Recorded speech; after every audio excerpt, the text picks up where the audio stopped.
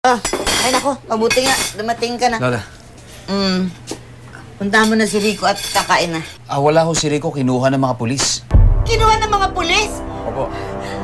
Ay nako, sinabi ko pa naman mag-iingat siya. Pepay, puntahan mo si Michael at saka si Jackson. Sabihin mo ibigay sa akin yung nakolekta nila. Dali. Halika na. Halika na. Saan po tayo pupunta? Dito tayo sa presinto. At pipiyansahan natin yung kapatid mo. Teka, Lola, sandali.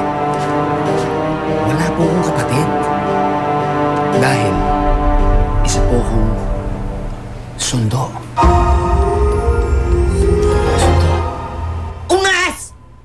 Pupunta nga tayo ng presinto para piyansahan ang kapatid mo. Susunduin natin siya sa presinto. Halika na. Patay na yung ilaw. Halika na.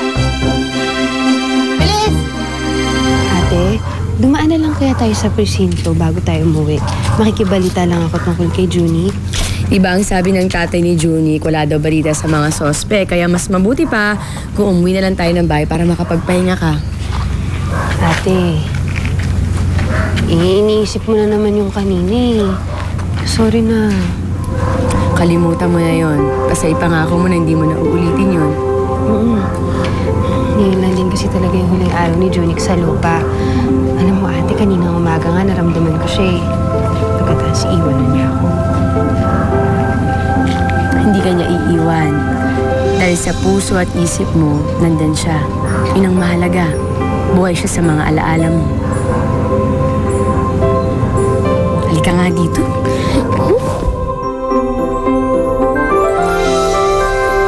Halika na. Kailangan mo na magpahinga. Chip, naisoli na pala yung cellphone doon sa may-ari. Bakit hinuli mo pa yung apo ko?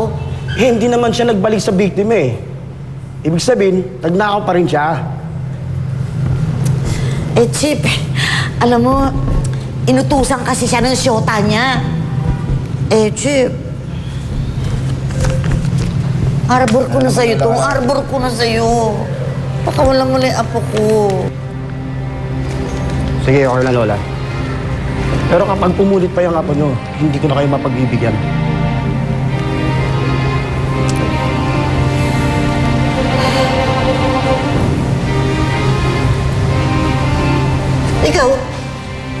Ikaw pala kasama ni Rico eh. Nung hinuli ng pulis, ba't pinabayaan mo? Bakit po? Anong bakit? Kapatid mo siya. Ano ka ba? Hindi mo siya dapat pinabayaan. Pamilya tayo, Benji. Hindi ba yan ang madalas ko sabihin sa inyo magkakapatid? Walang iwanan. Ang tuloy na tulong ka pa. Rico! Rico! Rico! Makakalabas ka na, apo ko. Makakalabas ka na. Hindi ako makapapahing na makukulong ka. Ayaw ko.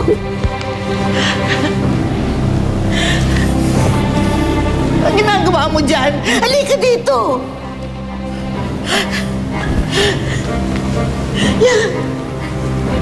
Pamilya tayo. Dapat nagkakaisa tayo. Mahal ko kayo, mga apo ko. Mahal ko kayo.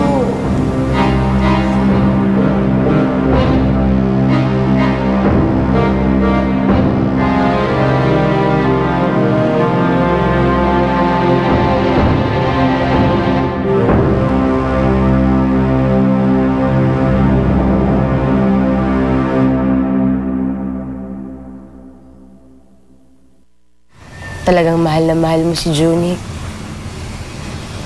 Kahit sa kabilang buhay, gusto mo siya makasama. Nakakaingit naman kayong dalawa.